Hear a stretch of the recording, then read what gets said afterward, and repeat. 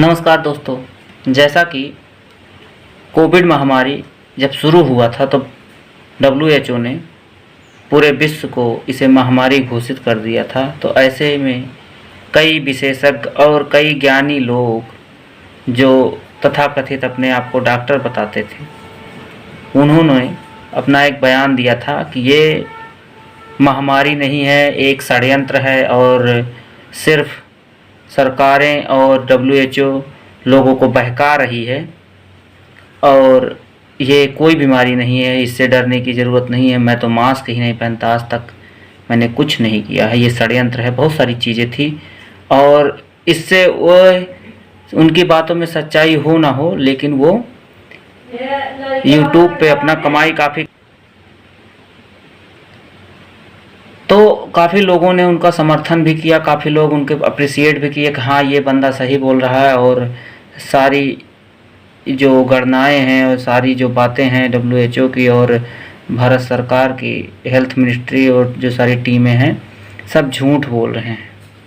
हाँ, तो उस समय काफ़ी विरोध हुआ और उसकी वजह से क्या हुआ, लोगों के बीच में गलत फहमियाँ फैल गई। लोग उस पर ध्यान नहीं दिए कि वास्तविकता क्या है, सच्चाई क्या है। मेरे कई सारे दोस्त उनका ये फर्जी वीडियोज़ और फेक वीडियोज़ मेरे पास भेज के दिखाते थे कि देखो सरकार षड्यंत्र कर रही है, ये बंदा बोल रहा है और ये अकेले बोल रहा है इस अपने समर्थन में, और YouTube इसकी वीडियो डिलीट कर दे रहा है।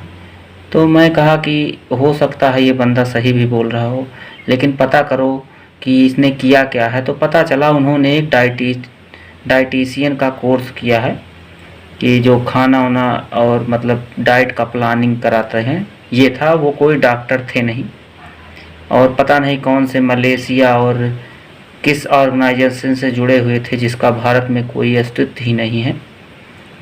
और जब अब इस समय भारत में महामारी फैल चुकी है, काफ़ी बुरी तरह से लोग मर रहे हैं और सारी चीज़ें अस्त व्यस्त हो गई है, तो ऐसे महान विद्वान जो दावा ठोंकते थे कि मैं मरीजों को लाओ 2 दिन में ठीक कर दूंगा, 3 दिन में ठीक कर दूंगा, वो सब के सब गायब हो गए हैं और कहीं दिखाई नहीं दे रहे हैं। तो क्या लगता है, कहीं ना कहीं गलतफहमियां और अफवाह फैलाने में, सरकारी तंत्रों को फेल करने में ऐसे मूर्ख, अपने आप को महान विद्वान समझने वाले लोग का हाथ है।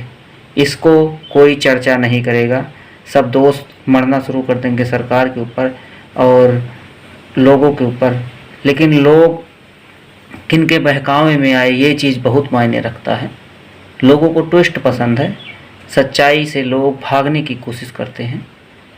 अभी आज का न्यूज़ मैंने देखा, भारत सरकार की लगभग 40 लाख वैक्सीन, कोविशील्ड और कोवैक्सीन जो टीकाकरण में काम आती थी, वो एक्सपायर हो गई इसलिए कि लोग लगवाने ही नहीं जा रहे हैं।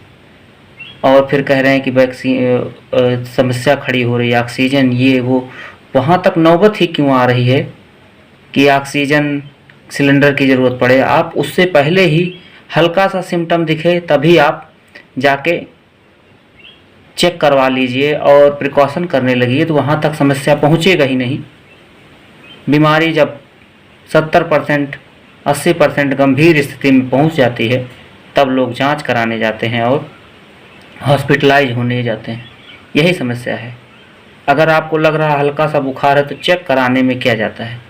सरकार तो फ्री में चेक कर रही है। जिसके पास पैसा हो जाके प्राइवेट में करवा ले तो उसे एक ही दिन में रिजल्ट मिल जाएगा।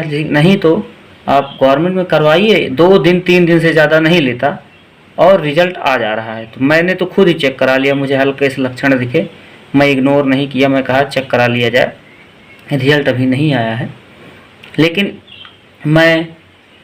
मुझे बहुत दुख है इस बात का कि जो विश्वेश्वरैया और डॉक्टर विश्वस्वरूप और कई सारे विद्वान थे जो ये अफवाह फैला रहे थे कि ये बीमारी नहीं है, ये अफवाह षड्यंत्र है, अब कहाँ है? अब वो जवाब देने क्यों नहीं आते? और कहीं ना कहीं उन लोगों के द्वारा चलाए गए इस षड्यंत्र वीडियो से, एक नहीं हर डे उस समय वीडियो ये लोग डालते थे जिससे लोगों के दिमाग में बैठ गया ये कोई बीमारी नहीं है, मास्क लगाने की ज़रूरत नहीं है। लेकिन अब जब लोग मर रहे हैं, जब लोगों के घर में लोगों की जानें जा रही है, तब लोग उसे एक्सेप्ट कर रहे हैं। तब ऐसे महानुभाव किस बिल में छुप के बैठ गए हैं, और इनकी एक मूर्खता की वजह से कितनी गलतफहमियां लोगों में फैल गई है कि अब लोग टीकाकरण भी कराने से बच रहे हैं। और कैसे बताया जाए लोगों को कि गलत सच्चाई क्या है। आप लोगों को पता होगा कि इजराइल, ऑस्ट्रेलिया और न्यूजीलैंड जैसे देश अपने आप को कोरोना मुक्त घोषित कर दिए हैं। अब उनकी अर्थव्यवस्था, उनके कामकाज पटरी पे आ गए हैं।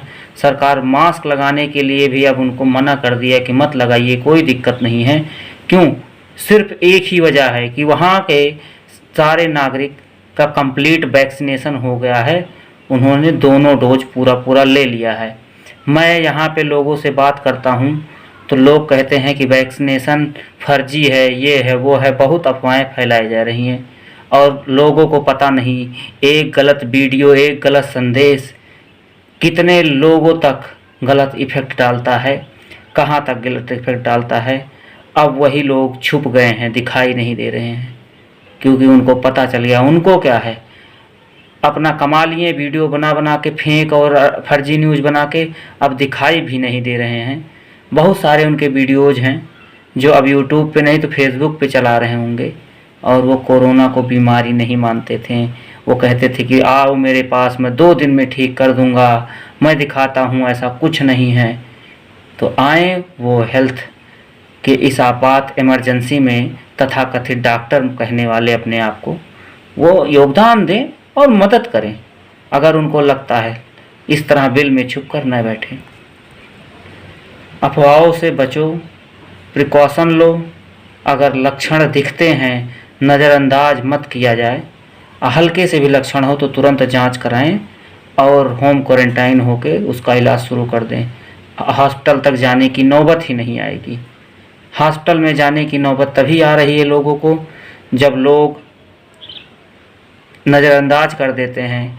10-10 दिन लोग पैरासीटामॉल खा के कंट्रोल करने की कोशिश करते हैं बुखार को, उसके बाद ये नौबत आ रही है।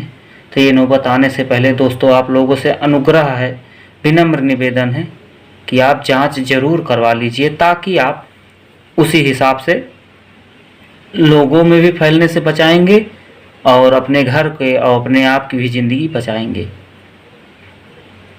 इस विकट परिस्थिति में संयम से और थोड़ा समझदारी से काम लें, किसी के फर्जी बहकावे में ना आए। धन्यवाद दोस्तों।